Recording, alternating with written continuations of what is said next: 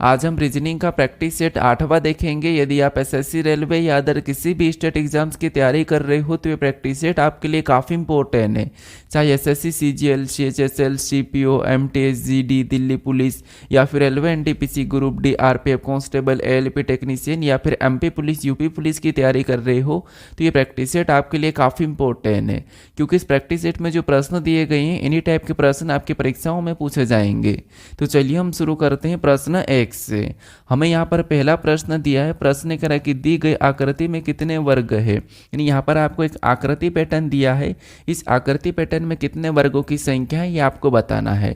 यहाँ पर हम मिक्स क्वेश्चन करेंगे, जैसे रेलवे एनटीपीसी में पूछे गए प्रश्न, रेलवे ग्रुप डी में पूछे गए प्रश्न, यूपी पुलिस में पूछे गए प्रश्न, एसएससी में पूछे गए प्रश्न को यहाँ पर हम कवर करेंगे, ठीक है, ताकि एक ही प्रैक्टिस सेट से आपकी सभी एग्जाम को कवर कर ले, ठीक है।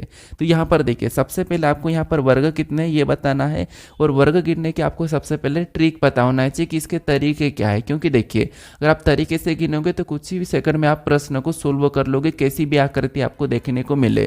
तो यहाँ पर देखिए, सबसे पहले आप यहाँ पर ट्रिक को समझ लीजिए कि यहाँ पर हमारे पास एक वर्ग है, ये हमारे पास क्या एक सिंगल वर्ग है, ठीक है। ये तो हमारे पास क्या है सिंगल वर्ग है। तो इसमें तो आप आसानी से बता दोगे कि इस आकृति में एक ही वर्ग ही हमारा सिंगल वर्ग है। लेकिन इसी में आपको यहाँ पर बड़ी आकृति देखने को मिलती है और जिसमें लाइनें खींची हुई रहती है, तो वहाँ पर आप कैसे बताओगे, तो आप कहोगे इसमें भी हम आसानी से बता देंगे, ठीक है। कैसे देखिए, जैसे यहाँ पर हम गिनेंगे तो आप गिनोगे तो कैसे गिनोगे, 1 2 3 4 और एक बड़ा वाला 5, ये तो आप आसानी से बता दोगे। लेकिन आपको और भी बड़ी देखने को मिले, यहाँ पर मैं बना देता हूँ, आपको और भी बड़ी देखने को मिलेगी, तो फिर आप क्या करोगे, तो फिर आपको यहाँ पर एक ट्रिक लगाना होगा। ट्रिक क्या लगाना है यहाँ पर मैं आपको बता दूंगा, ठीक है। इसमें आपको मैं यहाँ पर वर्ग गिनना और त्रिभुज गिनने दोनों की ट्रिक बताऊंगा, उसके बाद मैं आयत वाला भी बता दूंगा, ठीक है। तो ये हमारे पास क्या है, वर्ग वाले हैं, ठीक है। अब इसमें हम कैसे वर्ग गिनेंगे, तो इस वाले में तो आप आसानी से गिन लो, लेकिन इसमें थोड़ा सा आप कन्फ्यूज हो जाओगे, क्योंकि आपको एक एक को गिनना, फिर 4 4 को, फिर 9 9 को मिला के गिनना होता है, ठीक है। तो अब देखिए ट्रिक क्या है। सबसे पहले आपको यहाँ पर कॉलम में संख्या लिखना है। सबसे पहले साइड में लिखना है, उसके बाद ऊपर लिखना है।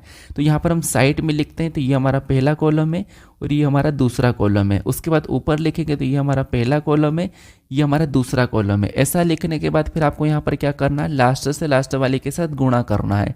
इधर से ये लास्ट है, इधर से ये लास्ट है, इनका आपस में गुणा करेंगे तो 2 दूना कितना हो जाएंगे, 4 हो जाएंगे।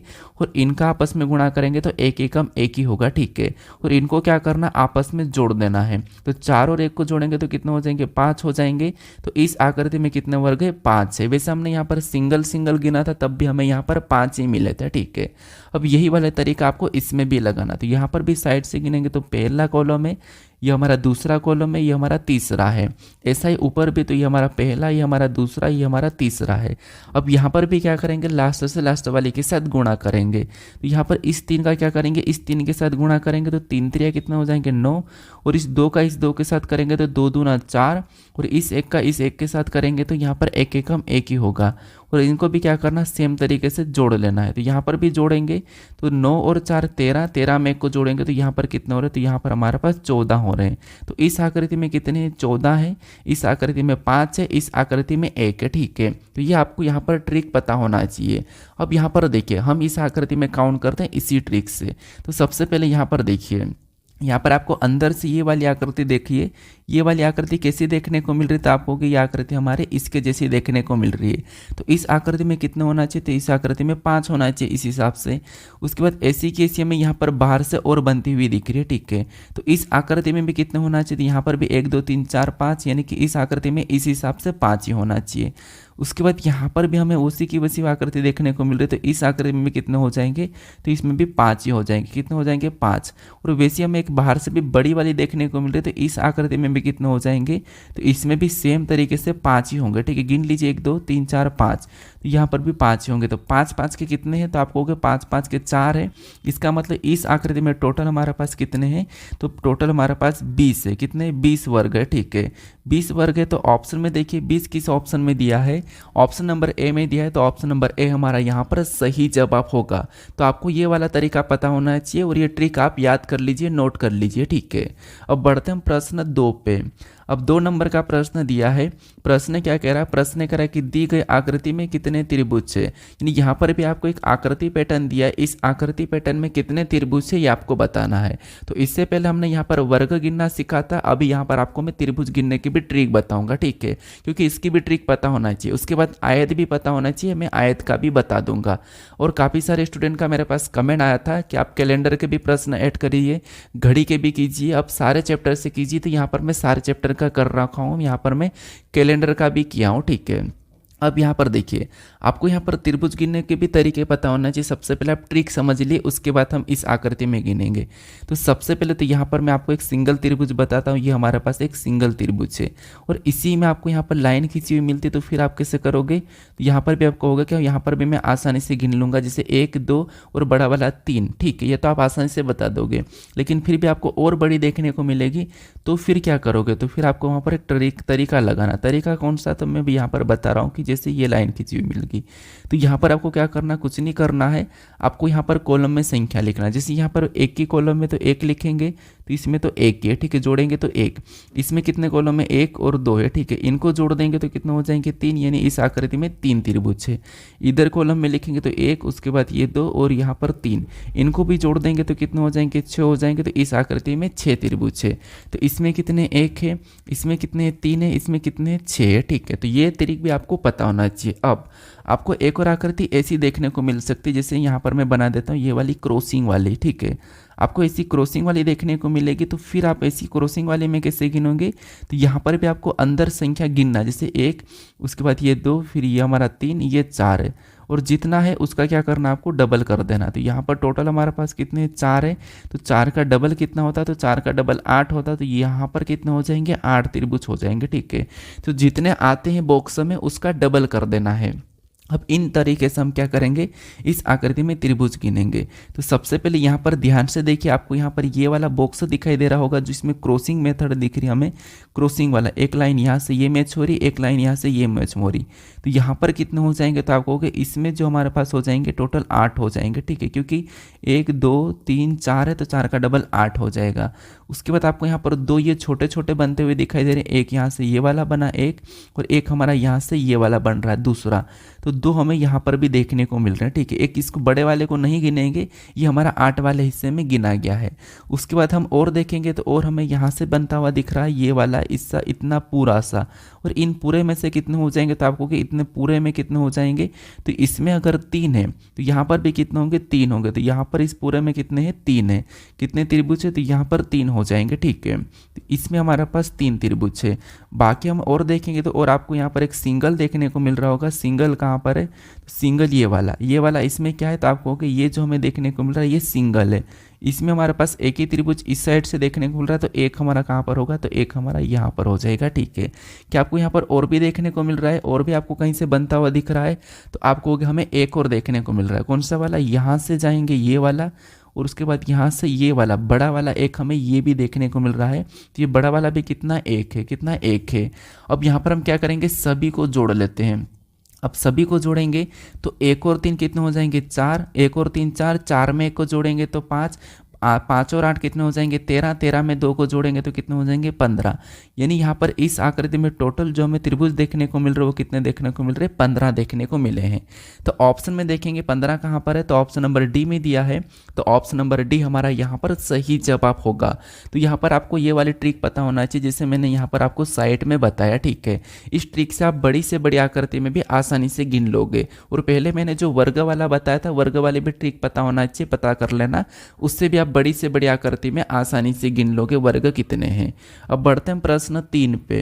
अब 3 नंबर का प्रश्न दिया, ये हमारा पासे का प्रश्न है। प्रश्न कह रहा है कि एक ही पासे की 3 अलग अलग स्थितियों को दिखाया गया है। विपरीत सतह पर कौन सा अक्षर दिखाई देगा जिस पर पी अक्षर दिखाई देता है। हमें यहाँ पर 3 पासे दिए, इन 3 पासों में से पी का विपरीत क्या होगा, पी की विपरीत सतह आपको बताना, ठीक है। तो आपको पता होगा जब भी हम पासे के प्रश्न को सोल्व करते हैं और पासे 1 से अधिक हो तो वहाँ पर हम क्या करते हैं, कॉमन सतह देखते हैं। कॉमन देखने के भी तरीके होते हैं। कुछ स्टूडेंट क्या करते हैं, कहीं भी उठा के कॉमन देख लेते हैं और प्रश्न को गलत कर देते हैं, और गलत करने के बाद उनको पता चलता कि नहीं यार मेरे को आता था और प्रश्न गलत हो गया था। तो यहाँ पर क्या करना, कॉमन देखना, पहले 2 पासों में कॉमन देखना है, कॉमन नहीं मिलता तो दूसरे वाले को छोड़ना और पहले से तीसरे को देखना है, फिर भी कॉमन नहीं मिलता तो पहले वाले को फिर छोड़ो और तीसरे और चौथे को देखो। ठीक है, ये कॉमन देखने का तरीका है। अब यहाँ पर हम क्या करते हैं, सबसे पहले पहले और दूसरे में कॉमन देखते हैं। तो पहले और दूसरे में कॉमन सतह कौन सी, तो आपको यहाँ पर हमारे पास जेड कॉमन है। क्या यहाँ पर हमें कोई कॉमन क्या दिखाई दे रहा है, जेड कॉमन दिखाई दे रहा। अब यहाँ पर अगर इन 2 पासों में जेड कॉमन है और पी गायब है, तो जो गायब रहता है वो उसका कॉमन का विपरीत होता है, ये तो आपको पता होगा। तो यहाँ पर हम डायरेक्ट बता सकते कि पी का विपरीत जेड हो जाएगा और जेड का पी हो जाएगा। तो ऑप्शन नंबर ए यहाँ पर सही होगा। लेकिन कुछ स्टूडेंट को समझ नहीं आएगा, तो यहाँ पर मैं पूरा सोल्व करके बताता हूँ। जैसे हम क्या करते हैं, कॉमन लेते हैं, तो कॉमन लेने के बाद क्या करना है, कॉमन से हमें घड़ी की दिशा में चलना है। पहले पासे में चलेंगे कॉमन से तो हमें यहाँ पर y मिला है, फिर और आगे चलेंगे तो यहाँ पर हमें x मिला है। अब क्या करेंगे, जो मिला उनको क्या करेंगे, उनके नीचे लिखेंगे। सबसे पहले क्या करेंगे, y मिला तो y को लिखेंगे, फिर x मिला तो x को लिख लेंगे। दूसरे पासे में चलेंगे तो सबसे पहले हमें s मिला है, फिर आगे चलेंगे तो हमें यहाँ पर t मिला है। तो इनको भी वैसा कि वैसा दूसरे पासे के नीचे लिखेंगे। सबसे पहले s मिला है और उसके बाद हमें यहाँ पर t मिला है। ऐसा लिखने के बाद हम क्या करेंगे, इनको आमने सामने करेंगे। x के सामने t, t के सामने x, y के सामने s, s के सामने y, और z के सामने कौन हो जाएगा, जो नहीं दिखाई दे रहा है। तो कौन सा नहीं दिखाई दे रहा, इन दोनों पे p अक्षर नहीं दिखाई दे रहा, तो इसको काट देंगे और यहाँ पर क्या लिखेंगे, p लिख लेंगे। तो यहाँ पर जो हमने आमने सामने किया वो एक दूसरे के विपरीत हो जाएंगे। जैसे z का p, p का z, y का s, s का y, x का t, t का x। तो हमें यहाँ पर किसका पूछा है, तो हमें यहाँ पर p का पूछा है, तो p का क्या है, z है।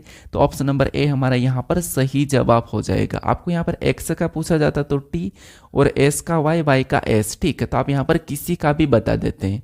अब बढ़ते हैं प्रश्न 4 पे। मैं इसी टाइप का एक और प्रश्न देता हूँ, इसको सोल्व करने की कोशिश करें, क्योंकि यहाँ पर आपको क्या करना है, खुद से भी सोल्व करना है प्रश्न को।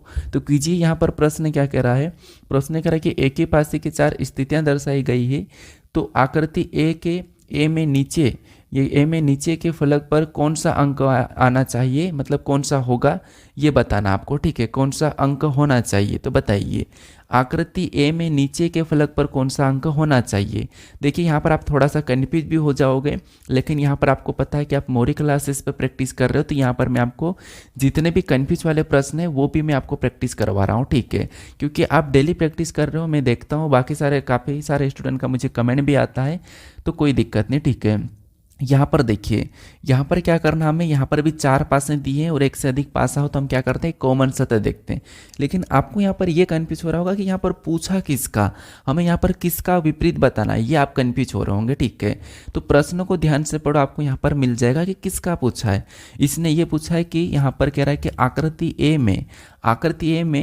ए में नीचे के फलक पर कौन सा अंक होगा।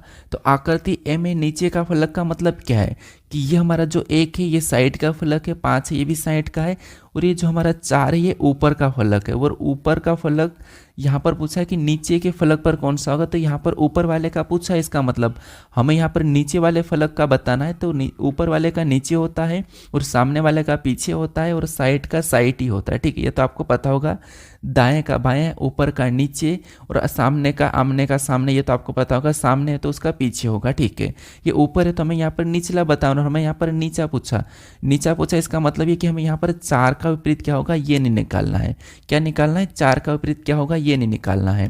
तो ये निकालेंगे। यहाँ पर देखिए, सबसे पहले हमें यहाँ पर किसका नीचा निकालना है, तो ए में मतलब 4 का हमें विपरीत निकालना है। किसका, 4 का। ठीक है, याद रखना, हमें इसमें 4 का निकालना है। तो 4 का निकालना है, सबसे पहले क्या करेंगे, हम यहाँ पर कॉमन देखेंगे। पहले 2 पासों में कॉमन देखिए क्या है, आप कहोगे पहले 2 पासों में कॉमन हमें यहाँ पर डबल दिखाई दे रहा, 1 और 4 डबल दिखाई दे रहा, और हमें यहाँ पर 4 का ही पूछा है। तो 4 का ही पूछा तो यहाँ पर हम इसमें नहीं बता सकते। ठीक है, यहाँ पर अगर आपको 2 का पूछा जाता तो आप 5 और 5 का 2 आसानी से बता देते कि यहाँ पर 2 का विपरीत 5 और 5 का 2, इसमें ऑटोमेटिक जो बची हुई सतह विपरीत हो जाती है जब डबल कॉमन होता। तो ठीक है, तो यहाँ पर तो हम नहीं बता पाएंगे।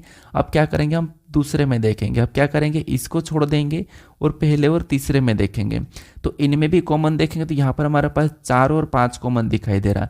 क्या दिखाई दे रहा है? 4 और 5 कॉमन दिखाई दे रहा। तो इसमें भी देखिए 1 का 6 और 6 का 1 विपरीत हो जाएगा। अगर हमें यहाँ पर 1 का पूछा जाता तो 6 और 6 का 1, उसका उस टाइम हमारे 5 और 2 निकले थे। तो इसका मतलब है कि 4 का तो हमारे पास अभी बचेगा 3 ही बचेगा, तो 3 निकल जाएगा। लेकिन फिर भी हम यहाँ पर क्या करेंगे, डबल कॉमन निकला तो इसको भी हम छोड़ देंगे।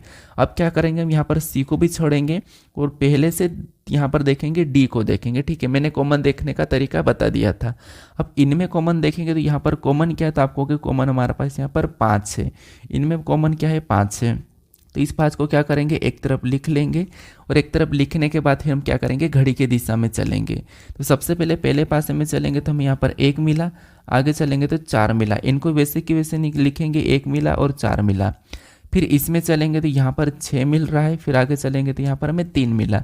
तो इन की भी क्या करेंगे, वैसे की वैसे लिख लेंगे। ठीक है, तो ये हमने क्या करा, यहाँ पर इनको कॉमन चलने के बाद लिख लिया। अब इनको ऐसा लिखने के बाद आमने सामने करना है, तो आपको पता होगा 3 के सामने 4, 4 के सामने 3, 1 के सामने 6, 6 के सामने 1, 5 के सामने कौन हो जाएगा, जो नहीं दिखाई दे रहा, 2 नहीं दिखाई दे रहा तो वो 5 के सामने हो जाएगा। अब मैंने आपको बताया था कि उस टाइम 5 का विपरीत 2 निकला था, 2 का 5 यहाँ पर ये भी सही है। 1 का 6 निकला था, 6 का 1 ये भी सही है। और यहाँ पर 3 का 4, 4 का 3 है। ठीक है, तो हमें यहाँ पर 4 का बताना था, 4 का 3 है। तो ऑप्शन नंबर ए यहाँ पर सही जवाब होगा। ठीक है, तो थोड़ा सा आप ध्यान से प्रश्न को पढ़ने के बाद सोल्व करने की कोशिश करें, ऐसे आपको प्रश्न कन्फ्यूज भी करते हैं। अब बढ़ते हैं प्रश्न 5 पे। अब 5 नंबर का प्रश्न दिया, ये भी हमारा पासे का ही प्रश्न लेकिन खुला पासा है। यहाँ पर प्रश्न क्या कह रहा है, प्रश्न कह रहा है कि निम्नलिखित में से कौन सा जोड़ा उन तत्वों का सही जोड़ा है जो एक दूसरे के विपरीत आते हैं जब खुले पासे को बंद किया जाता है। तो ठीक है, यानी यहाँ पर हमें बताना है कि इन खुले पासे में कौन से जोड़े हैं जो एक दूसरे के विपरीत थे। तो हम कैसे बताते हैं, ये आपको पता होगा कि हम क्या करते हैं, एक छोड़ के एक चलते हैं लगातार तीसरी सतह में। जैसे यहाँ पर 5 से क्या करेंगे, इसमें चलेंगे तो हमें यहाँ पर 4 को लेंगे, यानी 5 का विपरीत 4, 4 का 5 हो जाएगा। और 2 से क्या करेंगे, 4 को छोड़ देंगे तो यहाँ पर 1 आएगा, 2 का 1, 1 का 2, यानी कि यहाँ पर मैं लिख देता हूँ 2 का विपरीत क्या हो जाएगा, 1। ठीक है, और यहाँ पर 5 का क्या हो जाएगा, तो 5 का विपरीत यहाँ पर 4 दिख रहा है। ठीक है, कितना, 4। उसके बाद यहाँ पर और देखेंगे तो और हमारे पास जो बच्चा है वो क्या हो जाएगा, 3 का 6, 6 का 3। तो यहाँ पर मैं 6 का क्या लिखता हूँ, 3 लिख लेता हूँ। ठीक है, अब यहाँ पर देखिए मैंने एक शर्त भी बताई थी कि आपको जिनका भी विपरीत निकालते उनका कोना और भुजा मिला हुआ नहीं होना चाहिए। तो 6 यहाँ पर है, 3 वहाँ पर है, क्या इनके कोने भुजे मिल रहे हैं, नहीं मिल रहे हैं, इसका मतलब ये 100% विपरीत है। फिर 2 यहाँ पर है और 1 वहाँ पर है, क्या इनका भी कोना भुजा मिल रहा है, नहीं मिल रहा है, मतलब ये भी 100% एक दूसरे के विपरीत है। और 5 यहाँ पर है, 4 यहाँ पर है, क्या इनका भी कोना भुजा मिल रहा है, नहीं मिल रहा, तो ये भी 100% विपरीत है। अब हम यहाँ पर ऑप्शन में देखते हैं कि कौन किसका विपरीत है। यहाँ पर ऑप्शन में दिया है 5 एंड 2, क्या 5 और एंड 2 ये आपस में विपरीत है, क्या नहीं है। यहाँ पर तो 5 और 4 है। 6 और यहाँ पर 2, क्या 6 और 2 भी आपस में विपरीत है, नहीं। यहाँ पर तो 2 और 1 है, तो ये भी नहीं है, ये भी जोड़ा नहीं है। उसके बाद 1 और 4, क्या यहाँ पर 1 और 4 विपरीत है, नहीं। 1 और 4 नहीं है, यहाँ पर तो 1 और 2 है और 5 और 4 है, तो ये भी नहीं है। क्या 5 और 4 आपस में विपरीत है, तो हाँ 5 और 4 यहाँ पर विपरीत है, तो ये वाला जोड़ा यहाँ पर विपरीत है, तो यही वाला हमारा यहाँ पर सही जवाब होगा। ठीक है, तो हमें यहाँ पर जोड़े पूछें, कभी कभी एक ही संख्या का पूछ लेता है और कभी कभी जोड़े भी पूछा जाता है और इनको बंद करने का भी पूछा जाता है। अब चलिए हम बढ़ते हैं प्रश्न 6 पे। अब 6 नंबर का प्रश्न दिया है। प्रश्न क्या कह रहा है, प्रश्न कह रहा है कि अगर यहाँ पर विंड को एक्स के क्यू एच के रूप में कोड किया जाता है तो यहाँ पर स्टॉर्म को इस प्रकार कोड किया जाएगा। किस प्रकार, यानी कि इस प्रकार कोड किया जाएगा, ये हमें प्रश्न पूछा है। ये हमारा एसएससी सीपीओ में पूछा गया प्रश्न है। ठीक है, तो यहाँ पर देखिए सबसे पहले आपको यहाँ पर पता करना होगा ये कोडिंग डिकोडिंग का है। तो यहाँ पर विंड को एक्स के क्यू एच कैसे लिखा है, यहाँ पर लेटर का कोड लेटर ही है, तो आपको पता होगा कि हम क्या करते हैं, अल्फ़ाबेट यानी कि ABCD में प्लस माइनस करके देखते हैं। ठीक है, आगे से होगा या पीछे से होगा या इनका विपरीत भी लिखा होगा क्रॉस करके।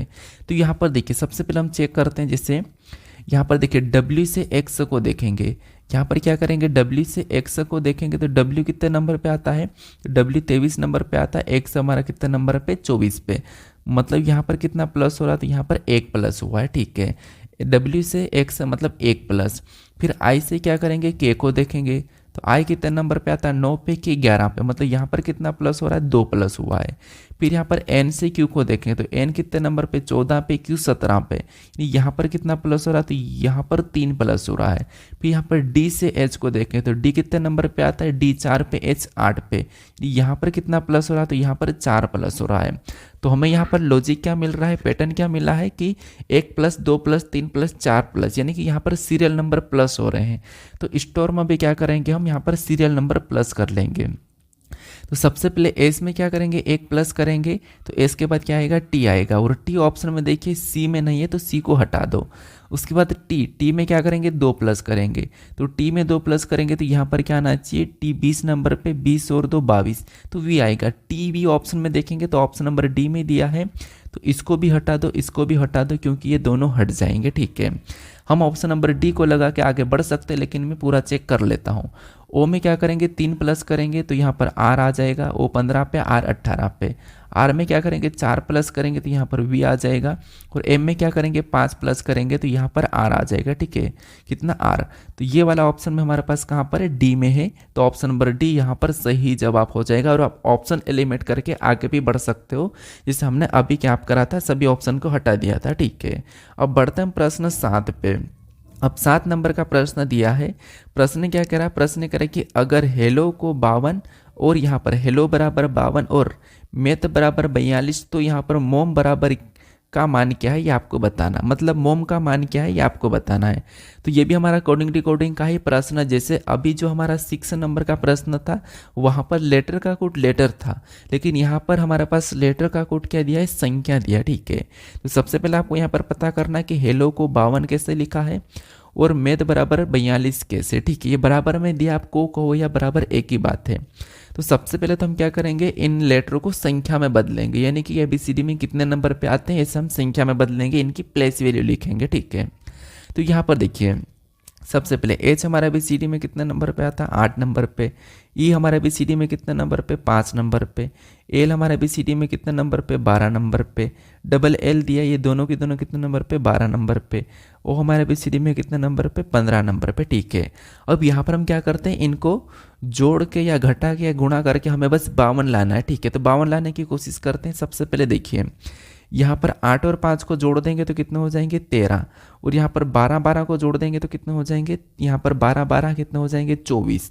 और आपको पता होगा 24 में अगर हम यहाँ पर 15 को जोड़ेंगे तो 39 होंगे, और 39 में इस 13 को जोड़ देंगे, मतलब सभी को प्लस करने पर हमारे पास यहाँ पर 52 हो रहा है, ठीक है। देखिए 15 और यहाँ पर कितने, 24, 15 24 कितने हो जाएंगे, तो आपको हो गए 39। 39 में यहाँ पर 13 को जोड़ेंगे तो कितने हो जाएंगे, 52, यानी कि यहाँ पर सभी को जोड़ने पर हमारे पास कितने हो रहे हैं, 52 आ रहे हैं, ठीक है। सेम तरीके से यहाँ पर हम मैथ का भी पता कर लेते हैं, यही तरीका होना चाहिए। तो सबसे पहले देखिए एम हमारा एबीसीडी में कितने नंबर पे आता है, 13 नंबर पे। ए हमारा एबीसीडी में कितने नंबर पे, 1 नंबर पे।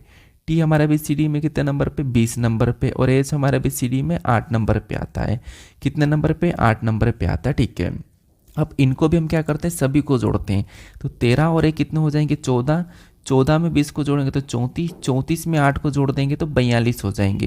तो यहाँ पर भी सभी को जोड़ने पर कितने हो रहे हैं, 42 हो रहे हैं। और 42 और 52 हमने यहाँ पर एक ही तरीके से पता कर लिया और यहाँ पर लिखा भी है, ठीक है। अब इसी तरीके से हम क्या करेंगे, मोम का बता देंगे आसानी से। तो सबसे पहले देखिए इनको संख्या में बदलेंगे तो एम हमारा बीसीडी में 13 नंबर पे आता है। एम कितने नंबर पे आता है, तो आपको होगी ये 13 नंबर पे आता है। ओ हमारा बीसीडी में कितने नंबर पे, 15 नंबर पे आता है। और एम हमारा बीसीडी में 13 नंबर पे आता है, ठीक है। अब इनको क्या करेंगे, सेम तरीके से जोड़ देंगे। तो यहाँ पर 13 और 13 कितने हो जाएंगे, तो आपको हो गए 13 13 26 हो जाएगा।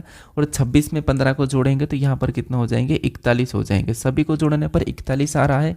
यहाँ पर 52 आया था, यहाँ पर 42 आया था, तो 52 42 दिया है। और अभी हमारे पास 41 आया। तो ऑप्शन में देखिए 41 कहाँ पर है, ऑप्शन नंबर सी में दिया है। तो ऑप्शन नंबर सी यहाँ पर सही जवाब होगा। तो आपको यहाँ पर सभी में एक ही तरीका लगाना है, सेम लॉजिक से सोल्व करना है, ठीक है। सबसे पहले आपको 52 42 का पता करना था। अब बढ़ते हम प्रश्न 8 पे। अब 8 नंबर का प्रश्न दिया है। प्रश्न क्या कह रहा है, प्रश्न कह रहा है कि अगर एज बराबर 17, आई बराबर 19, जे बराबर 21, तो यहाँ पर एम बराबर क्या होगा ये आपको बताना है। जैसे हमने अभी सोल्व किया था वैसा कि वैसा ये भी प्रश्न है। आपको यहाँ पर पता करना कि एज बराबर 17 कैसे है, आई बराबर 19 कैसे, जे बराबर 21 कैसे, ये आपको पता करना। तो कीजिए यहाँ पर भी हमारे पास लेटर का कुछ संख्या दिया है। तो यहाँ पर हम सबसे पहले क्या करेंगे, लेटर को संख्या में बदलेंगे। जैसे एच दिया, एच ABCD में कितने नंबर पे आता है, 8 नंबर पे, और यहाँ पर कितना लिखा है 17। यानी अगर हम यहाँ पर 17 बनाने के लिए 8 का 2 गुना करते हैं तो 8 का 2 गुना कितना हो जाएगा, तो 8 का 2 गुना 16 हो जाएंगे। कितने हो जाएंगे, 8 का 2 गुना 16 होता है, ठीक है। और 16 में क्या करेंगे, एक को जोड़ देंगे तो यहाँ पर हमारे पास कितने होंगे, 17 हो जाएंगे।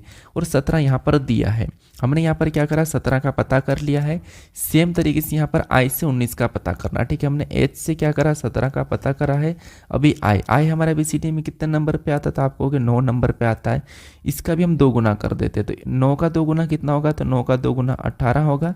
और 18 में भी क्या करेंगे, सेम तरीके से एक जोड़ देंगे तो यहाँ पर कितने हो जाएंगे, 19 हो जाएंगे। कितने, 19। और यहाँ पर हमने 19 का भी पता कर लिया और 19 भी यहाँ पर लिखा है, आई से 19 लिखा है। एक बार हम जे का भी सेम तरीके से पता करते हैं। तो जे ABCD में कितने नंबर पे आता है, तो जे ABCD में 10 नंबर पे आता है। तो इसका भी 2 गुना करेंगे तो 10 दूना कितना होंगे, 20 हो जाएंगे। और 20 में भी एक जोड़ देंगे, यहाँ पर कितने हो जाएंगे, 21 हो जाएंगे। तो यहाँ पर भी हमने 21 का पता किया और जे से यहाँ पर 21 भी लिखा है। अब इसी तरीके से आपको एम का बता देना है। तो एम का क्या करोगे, सबसे पहले संख्या में बदलोगे। तो एम कितने नंबर पे आता है ABCD में, तो आप कहोगे 13 नंबर पे। और हम क्या करेंगे, सेम तरीके से सभी में 2 गुना किया था तो इसमें भी 2 गुना करेंगे। तो 2 गुना करने पर 13 दूना कितना होते हैं, 26 होते हैं। और इस 26 में एक को जोड़ देंगे तो यहाँ पर कितने हो जाएंगे, तो 26 में एक को जोड़ेंगे तो यहाँ पर 27 हो जाएंगे। तो यहाँ पर m बराबर क्या होगा, 27 होगा। कितना होगा, 27 होगा, ठीक है। तो ऑप्शन में देखिए 27 कहाँ पर है, ऑप्शन नंबर डी में दिया है। तो ऑप्शन नंबर डी हमारा यहाँ पर सही जवाब होगा। और ये प्रश्न अभी पूछा गया प्रश्न SSC में पूछा था, CGL का प्रश्न है। ऐसा नहीं है कि मैं यहाँ पर आपको सरल करवा रहा हूँ, ये प्रश्न पूछे गए प्रश्न है। अब बढ़ते हैं प्रश्न 9 पे। अब 9 नंबर का प्रश्न दिया है, यहाँ पर मैंने डेट नहीं रखा है। डेट आपको पता होगा कि हम नहीं रख सकते, अभी डेट रखना अलाउ नहीं है। काफ़ी सारे क्या करते हैं कि हमारे प्रश्न को आप रिव्यू नहीं कर सकते, तो इसलिए मैं यहाँ पर डेट नहीं रखा हूँ। लेकिन बाकी मैंने बता रखा कि RRB group D, NTPC, SSC, GD, UP police लिखा हूँ, तो ये इनके ही मिक्स प्रश्न है, ठीक है। यहाँ पर देखिए प्रश्न क्या करा कि लुप्त संख्या ज्ञात कीजिए। मतलब यहाँ पर हमारे पास जो प्रश्नवाचक चिन्ह दिया है, यहाँ पर कौन सी संख्या ये बताना। तो ये एनालॉजी का प्रश्न, जब अनुपात में दिया जाता है तो वो एनालॉजी का होता है, ठीक है। कि जैसे सबसे पहले आपको पता करना होगा कि 5 से 124 कैसे लिखा है, उसी प्रकार फिर हम यहाँ पर 7 से बताएंगे। तो पता कीजिए कि 5 और 124 का आपस में क्या संबंध है, यानी कि 5 से 124 कैसे लिखा है। यानी कि आपको पता होगा कि 5 छोटी संख्या है और 124 बड़ी संख्या। तो जब छोटी संख्या से बड़ी संख्या लिखी होती है तो उस कंडीशन में हमें क्या करना होता है, वर्गघन या गुणा करके बचना होता है, ठीक है। तो यहाँ पर देखिए सबसे पहले मान लो मैं यहाँ पर 124 लाने के लिए इसका घन कर देता हूँ। तो यहाँ पर 5 का घन कितना होता था, आप कहोगे 125 होता है। 5 का घन कितना है, 125। और वहाँ पर 124 लिखा, मतलब एक माइनस कर देंगे तो यहाँ पर हमारे पास 124 आ जाएगा, ठीक है। सेम लॉजिक यहाँ पर लगाते, सबसे पहले क्या करेंगे, इसका घन करेंगे। तो 7 का घन कितना होगा, तो आपको होगा 7 का घन होता है 343 होता है, ठीक है। तो इसमें भी हम क्या करेंगे, एक माइनस करेंगे सेम तरीके से। यहाँ पर कितना हो जाएंगे, 342 आ जाएंगे। क्या 342 ऑप्शन में दिया है, तो ऑप्शन में हमें ए में दिया है, तो ऑप्शन नंबर ए हमारा यहाँ पर सही जवाब होगा। जो प्रश्नवाचक चिन्ह यहाँ पर क्या होगा, 342 हो जाएगा, ठीक है। तो यहाँ पर भी आपको सेम लॉजिक लगाना है। अब चलिए हम बढ़ते हैं प्रश्न 10 पे। अब 10 नंबर का प्रश्न दिया है, ये भी हमारा एनालॉजी का ही प्रश्न, लेटर एनालॉजी का प्रश्न। जैसे अभी जो था हमारा संख्या एनालॉजी का था, नंबर एनालॉजी का था, ये हमारा लेटर एनालॉजी का है। तो यहाँ पर भी आपको बताना कि पहले शब्द के जोड़े के बीच के संबंध के समान संबंध दिखाने वाले विकल्प चुने। मतलब यहाँ पर आपको बताना सबसे पहले कि इन दोनों में जो भी संबंध है, जिस प्रकार से भी ये लिखें उसी प्रकार आपको यहाँ पर बताना हब के साथ, ठीक है। तो यहाँ पर देखिए सबसे पहले हम क्या करते हैं, एक एक लेटर को चेक करते हैं, ये आपको पता होगा। जैसे आर से क्या करेंगे, यू को देखेंगे। तो आर से यू, मतलब आर कितने नंबर पे आता है, आर हमारा आता है 18 नंबर पे, यू 21 नंबर पे। मतलब यहाँ पर कितना प्लस हो रहा था, आपको हो गया 3। उसके बाद यहाँ पर आई से क्या करेंगे, आई से एल को देखेंगे। तो आई 9 नंबर पे आता है, एल 12 पे, मतलब यहाँ पर भी 3 प्लस है। फिर एम से पी को देखें तो एम 13 पे, पी 16 पे, मतलब यहाँ पर भी 3 है, यानी यहाँ पर सभी में 3+3+ है। तो इसी तरीके से यहाँ पर भी क्या करेंगे, 3+3+ कर लेंगे। तो एच में जब हम यहाँ पर 3+ करेंगे तो कितना आ जाएगा, तो एच हमारा 8 नंबर पे आता है, 3+ करेंगे तो 11, और 11 नंबर पे के आता है, और के सभी ऑप्शन में दिया है।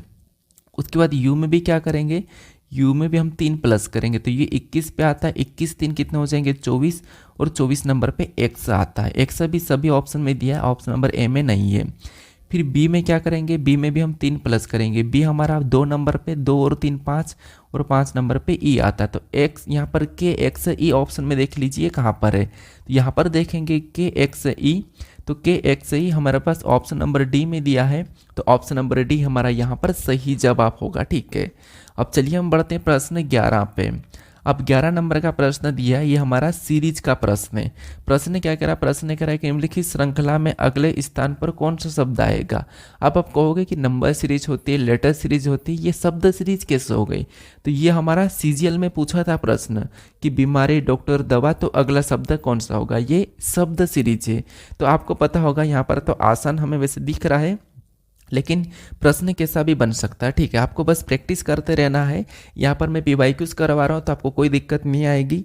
जो भी पैटर्न रहता है, जैसे एडिक्यूटिव पैटर्न है तो एडिक्यूटिव पैटर्न के प्रश्नों को भी मैं यहाँ पर आपको बता रहा हूँ। ठीक है, तो देखिए सबसे पहले क्या है, बीमारी है। जब कोई बीमारी होती है तो वो बीमारी किसके पास हम जाते हैं, डॉक्टर के पास। बीमारी डॉक्टर के पास जाते हैं और डॉक्टर क्या करता है, दवा देता है। तो उस दवा से क्या होता है ये अगला बता देना आपको।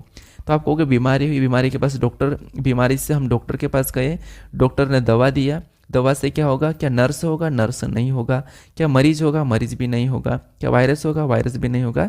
उस दवा से इलाज होगा, इलाज होगा, मतलब ऑप्शन नंबर डी यहाँ पर सही जवाब होगा। अगला जो शब्द आएगा वो कौन सा आएगा, डी वाला आएगा। ठीक है, तो आपने डी वाला चॉइस करा भी होगा, आसान प्रश्न है। अब बढ़ते हम प्रश्न 12 पे। अब 12 नंबर का प्रश्न दिया है। प्रश्न थोड़ा सा ये घुमावदार है। ठीक है, इसे सोल्व करने की कोशिश करना। यहाँ पर प्रश्न ने क्या करा, प्रश्न ने करा कि डी बी का दामाद है, ए का बहनोई है जो सी का भाई है, ए बी से कैसे संबंधित है ये आपको बताना। इसे सोल्व करने की कोशिश कीजिए, आसान है, थोड़ा सा आपको यहाँ पर समझना होगा। ठीक है, देखिए सबसे पहले यहाँ पर क्या कह रहा है कि डी बी का दामाद है। डी कौन है, बी का दामाद है। डी बी का दामाद है, इसका मतलब ये है कि ये बी है। ठीक है, ये बी है और डी जो है बी का दामाद है, इसका मतलब ये है कि बी की कोई एक पुत्री है। ठीक है, बी की कोई एक पुत्री है, उस पुत्री का, ये पुत्री है। ठीक है, बी की पुत्री है, उसका पति कौन है, तो उसका पति कौन है, डी है। कौन है, उसका पति कौन है, डी है। तो यहाँ पर मैं डी बना लेता हूँ, उसका पति। ठीक है, बराबर का चिन्ह है। तो यहाँ पर डी बी का दामाद है, तो ये इसकी पुत्री का कौन हो जाएगा, पति हो जाएगा। उसके बाद डी बी का दामाद है, ए का बहनोई है जो सी का भाई है। ए का बहनोई है जो सी का भाई है, तो ए का बहनोई है वो जो सी का भाई है। इसका मतलब ये है कि यहाँ पर बहनोई मतलब सी यहाँ पर आएगा। ठीक है, सी यहाँ पर आएगा, और ए का बहनोई है जो सी का भाई है, इसका मतलब ये है कि ए यहाँ पर आएगा, ए यहाँ पर आएगा। ठीक है, ये यहाँ पर इस सी का भाई है, क्योंकि ए का बहनोई है जो सी का भाई है, तो ये ए की बहनोई हो जाएगी जो सी का भाई है, तो ये आपस में भाई बहन हो जाएंगे। ठीक है, अब ये मैंने सी को यहाँ पर क्यों रखा, क्योंकि यहाँ पर इसकी पत्नी है, यहाँ पर हमें ए का बी से संबंध पूछा है, तो यहाँ पर हमारे पास जो लगा है तो जो तो हम डी के संबंध में ले आएंगे। ठीक है, तो इसीलिए यहाँ पर सी यहाँ पर आ जाएगा, और बहनोई है और यहाँ पर एक ही पत्नी थी और पुत्री थी, तो इस सी को हम यहाँ पर रखेंगे। बहनोई मतलब क्या होगा, एक ही लड़की है, तो इन सारे ग्रुप में से लड़की कौन है, केवल एक ही है, और डी की पत्नी होना चाहिए, तो डी की पत्नी यहाँ पर बी की पुत्री हो, तो बी की पुत्री फिर सी ही होगी। ठीक है, तो यहाँ पर कह रहा है कि यहाँ पर क्या कह रहा है कि ए बी से कैसे संबंधित थे, यानी कि बी का ए क्या लगेगा, तो बी का ए क्या लगेगा, तो आपको बी का जो ए है ये अगर सी इसकी पुत्री और इसका भाई है तो इसका क्या लगेगा, पुत्र लगेगा। क्या लगेगा यहाँ पर, पुत्र यानी कि बेटा लगेगा। तो बेटा ऑप्शन में देखिए कहाँ पर है, ऑप्शन नंबर डी में दिया है, तो ऑप्शन नंबर डी हमारा यहाँ पर सही जवाब होगा। ठीक है, थोड़ा सा आपको यहाँ पर बहनोई में कन्फ्यूज हो गए थे होंगे। ठीक है, अब चलिए हम बढ़ते हैं प्रश्न 13 पे। 13 नंबर का प्रश्न दिया है, ये भी हमारा रक्त संबंध का ही प्रश्न है। यहाँ पर भी आपको क्या करना होगा, उपरोक्त के आधार पर यदि P माइनस क्यू भागित R star S plus T है तो P का T से क्या संबंध है ये बताना है। तो आपको ऊपर इनका अर्थ दिया है, ठीक है, रिलेशन का अर्थ दिया है, तो उनके आधार पर करना होता है, ये मैंने आपको बता रखा। सबसे पहले इन दोनों में रिलेशन देखेंगे, यहाँ पर क्या है माइनस से P माइनस क्यू, इसका अर्थ हम ऊपर देखेंगे कि यहाँ पर दिया कि A माइनस बी का अर्थ है कि यहाँ पर ए बी का पति है, यानी कि ए बी का पिता है, ठीक है।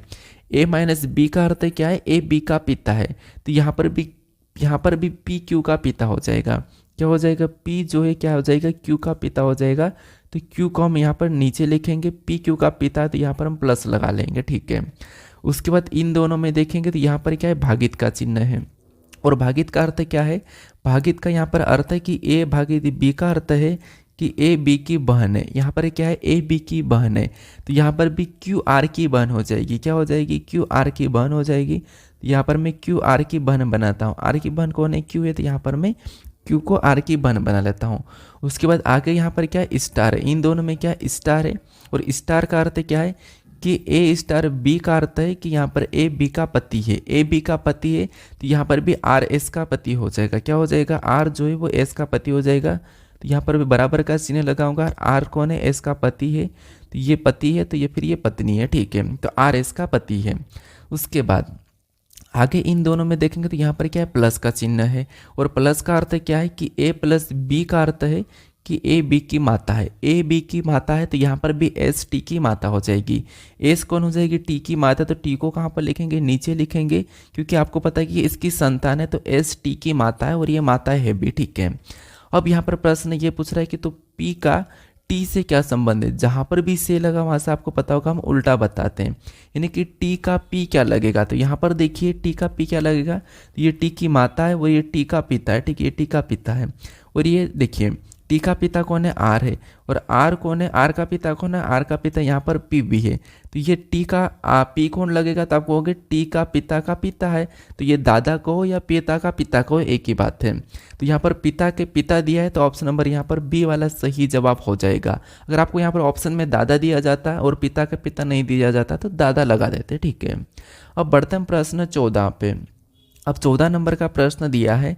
प्रश्न क्या कह रहा है, प्रश्न यहाँ पर कह रहा है कि एक फोटोग्राफ में एक व्यक्ति को इशारा करते हुए अंजलि ने कहा कि वह मेरे बहन के भाई के पिता का एकलौता बेटा है। वह व्यक्ति अंजलि से कैसे संबंधित है। ये भी हमारा ब्लड रिलेशन का यानी कि रक्त संबंध का प्रश्न है।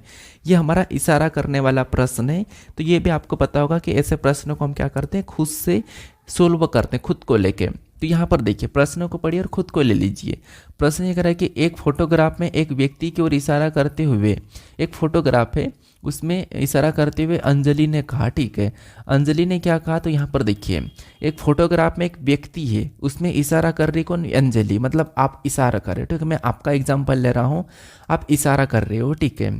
तो आपने क्या कहा कि वह मेरी बहन के भाई, वह मेरी बहन मतलब आप अंजलि हो और आपकी बहन के भाई, आपकी बहन के भाई मतलब वो आपका भी भाई है, ठीक है, वो आपका भी भाई है। वह मेरी बहन के भाई के पिता का एकलौता बेटा है। मतलब मेरी बहन के भाई मतलब आपके भाई के पिता का एकलौता बेटा मतलब आपके ही पिता का एकलौता बेटा है। कौन, वो व्यक्ति। तो वो व्यक्ति अंजलि से कैसे संबंधित है, मतलब वो आपका क्या लगेगा। तो आपको हो गए मेरे ही पिता का वो एकलौता बेटा है, तो वो मेरा क्या लगेगा, भाई लगेगा। आप बताओगे भाई लगेगा, तो ऑप्शन नंबर डी यहाँ पर सही होगा। लेकिन मैं यहाँ पर आपको डायग्राम से भी बता देता हूँ। यहाँ पर क्या कह रहा प्रश्न कि एक फोटोग्राफ में एक व्यक्ति की ओर इशारा करते हुए अंजलि ने कहा कि वह मेरी बहन के, मान लो ये फोटोग्राफ है, ठीक है, ये कौन है, ये फोटोग्राफ है, फोटोग्राफ मतलब पी है, ठीक है। अब यहाँ पर क्या कह रहा है कि वह मेरी बहन मतलब ये कौन है, अंजलि है। और अंजलि की ये कौन है, तो अंजलि की मान लो ये बहन है, ठीक है, बहन का भी ले रहा हूँ मैं, ये अंजलि और ये अंजलि की बहन है। तो वो मेरी बहन के भाई, मेरी बहन का भाई मतलब इसका भाई के पिता, तो इसका पिता मतलब इनका ये कौन हो जाएगा, ऊपर में लिख लेता हूँ, यहाँ पर इनका कौन हो जाएगा, ये इनका पिता हो जाएगा, ठीक है। मेरी बहन के पिता का, मेरी बहन के भाई के पिता का एकलौता बेटा है। एकलौता बेटा कौन, ये व्यक्ति है, ये व्यक्ति है वो तो इसका भाई हो जाएगा। अगर ये इसका भाई है तो वो इसका भाई होगा। तो यहाँ पर एक का भी कौन लगेगा, वो भाई लगेगा। तो ऑप्शन नंबर कौन सा वाला, यहाँ पर डी वाला सही जवाब होगा, ठीक है। तो इशारे वाले करने वाले प्रश्नों को आपको खुद को लेके सोल्व करना है, ठीक है। अब बढ़ते हैं प्रश्न 15 पे। अब यहाँ पर 15 नंबर का प्रश्न दिया है। प्रश्न क्या कह रहा है, प्रश्न में यहाँ पर कह रहा है कि एक संबंधित आकृतियों का जोड़ा दिया गया है, जिसके बाद 4 जोड़े दिए गए हैं। उस जोड़े का चयन करें जिसमें मूल जोड़े के समान संबंध हो। मतलब यहाँ पर फर्स्ट और सेकंड ये हमारे पास एक जोड़ा दिया है, संबंधित आकृतियों का जोड़ा दिया है। इन जोड़े के समान जोड़ा किस विकल्प में, ये आपको बताना। तो बताइए किस विकल्प में है। तो यहाँ पर देखिए ये प्रश्न यूपी पुलिस में पूछा गया प्रश्न, ये यूपी पुलिस का है शायद, नहीं यूपी पुलिस नहीं, ये दिल्ली पुलिस का प्रश्न है। यहाँ पर देखिए सबसे पहले यहाँ पर हमारे पास एक प्लेन आकृति है और उसी प्लेन आकृति में इस साइड क्या है, तो इस साइड हमारे पास यहाँ पर लाइनें खींची हुई मिली है। ऐसा हम देखेंगे तो ये तो हमारे पास लाइन वाली आकृति, क्या ऑप्शन नंबर ए हो सकता, नहीं, हमें इस साइड प्लेन देखना है। अब इस साइड प्लेन देखेंगे तो तीनों में हमारे पास इस साइड प्लेन है और वैसी की वैसी आकृति में हमें लाइन खींची हुई मिलना चाहिए। तो यहाँ पर हमें वैसी की वैसी लाइन खींची हुई मिल रही है। इसमें भी लाइन है लेकिन इसमें लाइन हमारे पास इस एसी वाली लाइन है, तो ये नहीं होगा। इसमें भी हमारे पास एसी और एक लाइन एसी है, तो ये भी नहीं होगा। हमारे पास यहाँ पर समान लाइन खींची हुई मिलना चाहिए, तो समान लाइन हमारे पास केवल ऑप्शन नंबर बी में दिख रही है। जो हमारे पास ऑप्शन नंबर ये जो दिया हमारे पास आकृति वाला संबंधित, वो हमें ऑप्शन नंबर बी में देखने को मिल रहा है। तो यहाँ पर ऑप्शन नंबर बी हमारा यहाँ पर सही जवाब होगा। ठीक है, आसान था, बस हमें प्रश्न को समझो और लगा के आगे बढ़ो। अब प्रश्न में यहाँ पर देखिए 16, अब 16 नंबर का प्रश्न दिया है। प्रश्न क्या कह रहा है, प्रश्न कह रहा है कि प्रश्न आकृति के सामने रखे जाने पर यहाँ पर यहाँ पर कह रहा है कि छायांकित भाग के सामने कौन सी आकृति, कौन सी सही छवि बनेगी, ये आपको बताना है। मतलब इस आकृति का प्रतिबिंब इस साइड कैसे बनेगा, ये आपको बताना। तो बताइए इस साइड कैसा बनेगा। तो जब भी आपको प्रतिबिंब वाले प्रश्न को सोल्व करना तो गलती निकाल के सोल्व करना, ये तो मैंने आपको बता रखा है। यानी इसका आकृति ऐसी बनेगी, इस साइड बनेगी। तो ये तीन आकृतियाँ, मतलब तीन लाइन जो दिखाई दे रही है वो अंदर भी तीन ही रहेगी। तो यहाँ पर दो लाइन है, क्या दो लाइन बचेगी, क्या नहीं, आकृति में लाइन हटेगी नहीं, गायब नहीं होती, तो ऑप्शन नंबर सी तो नहीं हो सकता है। उसके बाद ये जो लाइन इधर इस साइड है वो उस साइड चले जाएगी, उस साइड चले जाएगी। इसका मतलब ये कि यहाँ पर तो पहले ही वैसी की वैसी दिख रही है, क्या वैसी की वैसी होगी, नहीं, तो ऑप्शन नंबर डी भी नहीं होगा। उसके बाद हमारे पास दो ऑप्शन बचे हैं। क्या ये जो हमारा ऊपर वाला जो हिस्सा हमें दिखाई दे रहा है, क्या ये उधर जाके नीचे चले जाएगा, नीचे नहीं जाएगा, वो यहाँ पर सामने ही बनेगा। तो सामने बनेगा और इसमें नीचे जा रखा, तो ये भी गलती है, तो ऑप्शन नंबर ए भी नहीं होगा। ठीक है, तो यहाँ पर जो पीछे वाला है, जो ये इस साइड चले जाएगा, तो ये सही है, ये भी यहाँ पर रहेगा और तीन आकृति अंदर वैसी की वैसी रहेगी, मतलब तीन लाइन। तो ऑप्शन नंबर डी यहाँ पर सही जवाब होगा। तो आप गलती निकालो, क्या करोगे, ऑप्शन हटा दो। ठीक है, गलती निकाल के ऑप्शन हटाओगे तो आपका प्रश्न आसानी से सोल्व हो जाएगा। अब बढ़ते हैं प्रश्न 17 पे। अब 17 नंबर का प्रश्न दिया है, ये हमारा कथन और निर्णय का प्रश्न है। प्रश्न क्या कह रहा है कि आप एक नगर पालिका अधिकारी हैं और एक फैक्ट्री रात में नदी में कचरा डालती है। आपको किस काम को प्राथमिकता देनी चाहिए। यानी कि आप एक नगर पालिका अधिकारी हो और आप एक नगर पालिका अधिकारी हो, ठीक है, और एक फैक्ट्री है जो रात में नदी में कचरा डालती है, रात में छुपके से वो कचरा डालती है। तो आपको किस काम को प्राथमिकता देना है, तो बताइए किस काम को आप प्राथमिकता दोगे। तो ये आपको ऑप्शन से बताना, ठीक है। ये एसएससी सीपीओ का प्रश्न है। तो बताइए कि आप एक नगर पालिका हो, खुद को आप एक नगर पालिका मानिए और नदी में एक फैक्ट्री रात में कचरा डाल रही है, तो आपका फर्ज होना चाहिए आप किस काम को प्राथमिकता दोगे, कैसे उस फैक्ट्री पे आप एक्शन लोगे, ठीक है। तो ये आपको ऑप्शन से देखना है। तो देखिए सबसे पहले ऑप्शन को देखिए, यहाँ पर पहला ऑप्शन कह रहा है कि यहाँ पर उच्च अधिकारियों द्वारा कार्रवाई किए जाने की प्रतीक्षा करेंगे। क्या पहला निर्णय आपका ये होगा कि आप उच्च अधिकारियों द्वारा कार्रवाई किए जाने की प्रतीक्षा करें, क्या आप ऐसा प्रतीक्षा करोगे, नहीं, आप खुद एक नगर पालिका अधिकारी हो, तब उच्च अधिकारी की क्यों प्रतीक्षा करोगे, क्योंकि आप भी तो अपना काम कर सकते हो, उसे रोक सकते हो। तो ये प्रतीक्षा तो आपको नहीं करना, ये पहला पर नहीं है, ठीक है। आपको वहाँ पर उस पर कार्रवाई कुछ न कुछ तो करना होगा। दूसरा देखिए, इसको हम पहले हटा सकते हैं, ठीक है, क्योंकि यहाँ पर प्रतीक्षा करें तो ये तो गलत हो जाएगा।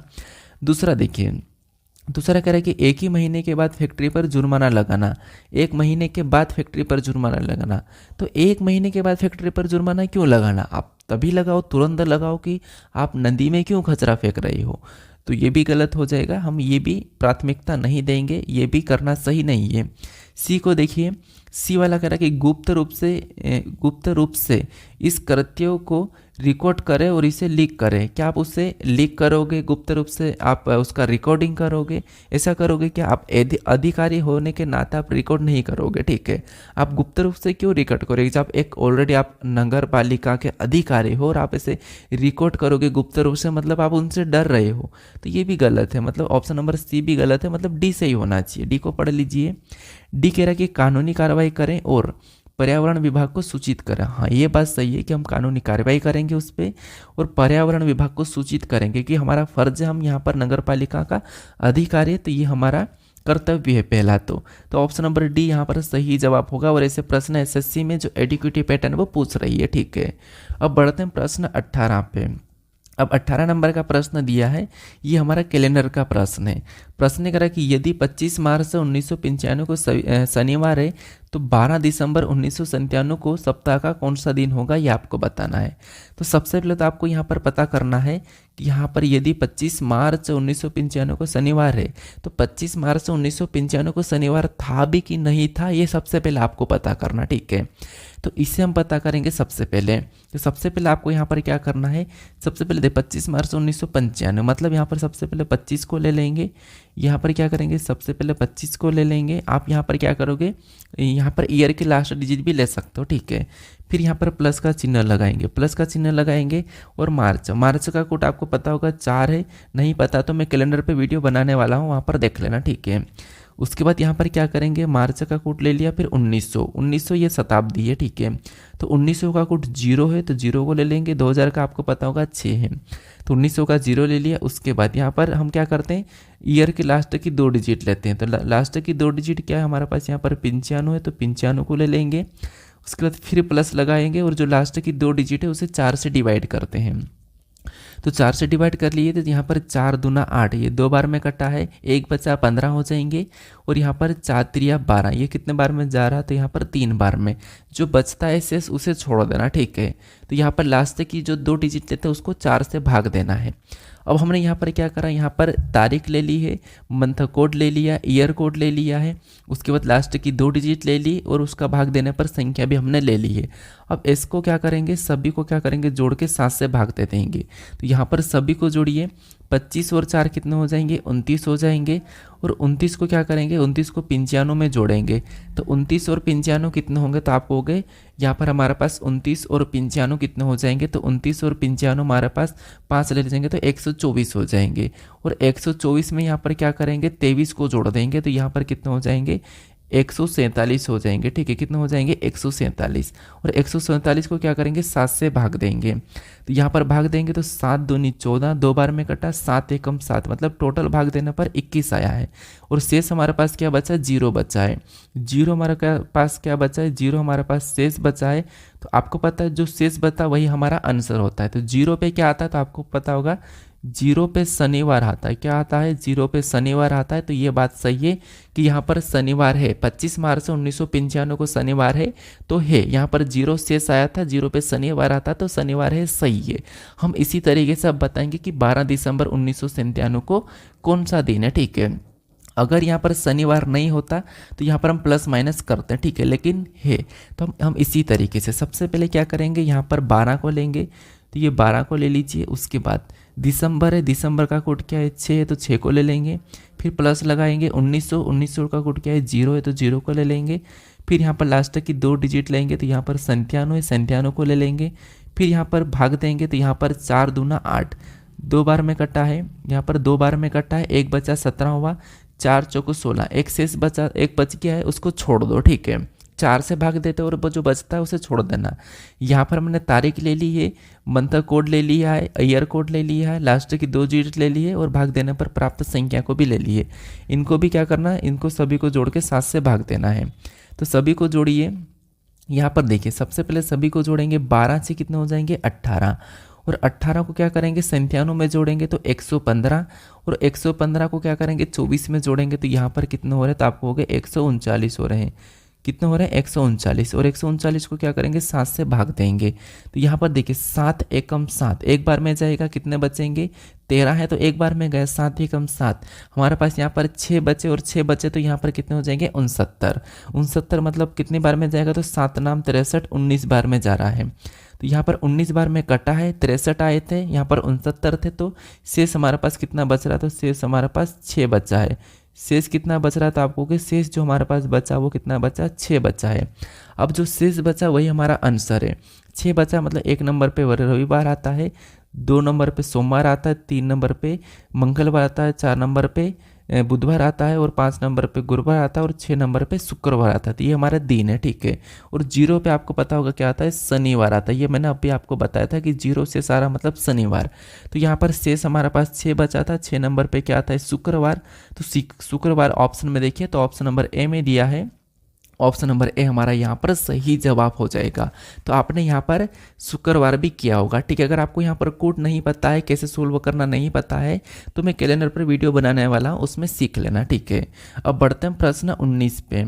अब 19 नंबर का प्रश्न, ये भी हमारा कैलेंडर का प्रश्न है। जैसे हमने अभी जस्ट इसे सोल्व किया है वैसा कि वैसा आपको उसे भी सोल्व करना, लेकिन यहाँ पर थोड़ा सा चेंज है। कैसा चेंज है देखिए, यहाँ पर प्रश्न करा कि यदि 1 जनवरी 1972 को मंगलवार था तो 1 जनवरी 1973 को कौन सा दिन होगा ये आपको बताना।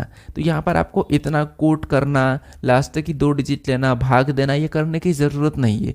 यहाँ पर 72 और 73 मतलब एक ही साल का अंतर है और यहाँ पर उसी डेट को पूछा, 1 जनवरी को पूछा। तो ऐसे में आपको यहाँ पर इतना सारा मेथड लगाने की ज़रूरत नहीं है, ये भी आपको ध्यान रखना, ठीक है। नहीं तो आप ऐसा करो कि यार वापस में 1 जनवरी 1972 को मंगलवार था क्या ये पता करूँ, अगर था तो फिर मैं 1 जनवरी 1973 को भी दिन बताऊँ।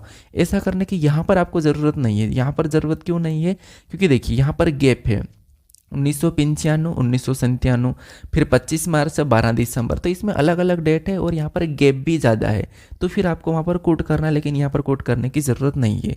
जैसे यहाँ पर देखिए, यहाँ पर क्या 1 जनवरी, ठीक है। यहाँ पर 1 जनवरी 1900 क्या है तो आप कहोगे 1972 है, ठीक है। 1900 क्या है 72 है। और इस दिन क्या है तो आप कहोगे इस दिन जो हमारे पास है वो मंगलवार है, क्या है, तो यहाँ पर इस दिन हमारे पास मंगलवार है, ठीक है। क्या है, मंगलवार है। अब देखिए यहाँ पर क्या है, मंगलवार है। अब हमारे पास यहाँ पर पूछा क्या है, तो पूछा हमारे पास यहाँ पर 1 जनवरी, ठीक है। यहाँ पर पूछा 1 जनवरी 1973 का पूछा, क्या पूछा, 1 जनवरी 1973। तो इस दिन को कौन सा वार होगा। तो सबसे पहले हमें यहाँ पर 1972 का पता करना होगा कि ये लीप ईयर है या फिर सामान्य वर्ष है। तो 1972 कौन सा वर्ष है, तो आपको यहाँ पर क्या करना है, लास्ट की 2 डिजिट में भाग दे के देखना है। ये 72 है, ठीक है। 72 में 4 से भाग देंगे तो यहाँ पर 4 एकम 4, 3 बचे से 4 8 32, यानी कि 18 चौक 72 हटे, ये 18 बार में कट चुका है। जब 4 से पूरा भाग चले जाता है तो वो लीप ईयर होता है, और भाग नहीं जाता तो वो सामान्य होता है। तो यहाँ पर भाग चले गया, इसका मतलब ये वर्ष कौन सा, तो ये वर्ष हमारा लीप ईयर है, ठीक है। लीप वर्ष है, कौन सा है, लीप वर्ष है। अब ये लीप वर्ष है तो यहाँ पर 1972 लीप वर्ष है, और आपको पता है कि लीप वर्ष में 2 दिन एक्स्ट्रा होते हैं और सामान्य वर्ष में 1 दिन एक्स्ट्रा होते हैं। तो यहाँ पर अगर हम 72 से क्या करेंगे, 73 पे आएंगे तो यहाँ पर 2 दिन एक्स्ट्रा हो जाएंगे, तो यहाँ पर हम 2 दिन जोड़ देंगे। तो मंगलवार में भी क्या करेंगे, 2 प्लस कर देंगे। तो मंगलवार में जब हम 2 प्लस करेंगे तो बुधवार गुरुवार, यहाँ पर क्या आना चाहिए, यहाँ पर आपको होगा, यहाँ पर हमारे पास आना चाहिए गुरुवार आना चाहिए, क्या आना चाहिए, गुरुवार। तो 1 जनवरी 1973 को कौन सा वार होगा, गुरुवार होगा। तो गुरुवार ऑप्शन में देखिए, गुरुवार को ही बृहस्पतिवार कहते हैं, तो ऑप्शन नंबर यहाँ पर सी वाला सही जवाब हो जाएगा, ठीक है। चाहो तो आप यहाँ पर उस ट्रिक से भी कर सकते हो। तो ये तरीका आपको उसी डेट को और 1-2 साल का अंतर हो, डेट सेम हो और 1-2 साल का भी अंतर होता तब भी हम कर लेते हैं, 3 का भी तब भी हम कर लेते हैं, लीप ईयर वाला देख के। लीप ईयर में 2 एक्स्ट्रा डे होते हैं और सामान्य में 1 होता है, ठीक है। अब बढ़ते हैं प्रश्न 20 पे। अब 20 नंबर का प्रश्न दिया है। प्रश्न क्या कह रहा है, प्रश्न कह रहा है कि कौन सा व्यनारेक निम्नलिखित वर्गों के बीच के संबंध को सही ढंग से दर्शाता है। तो बताइए, यहाँ पर आपको क्या दिया है, यहाँ पर आपको शेर दिया है, घड़ा दिया है और यहाँ पर जंगल दिया है। इनका व्यनारेक कैसा बनेगा ये आपको बताना है।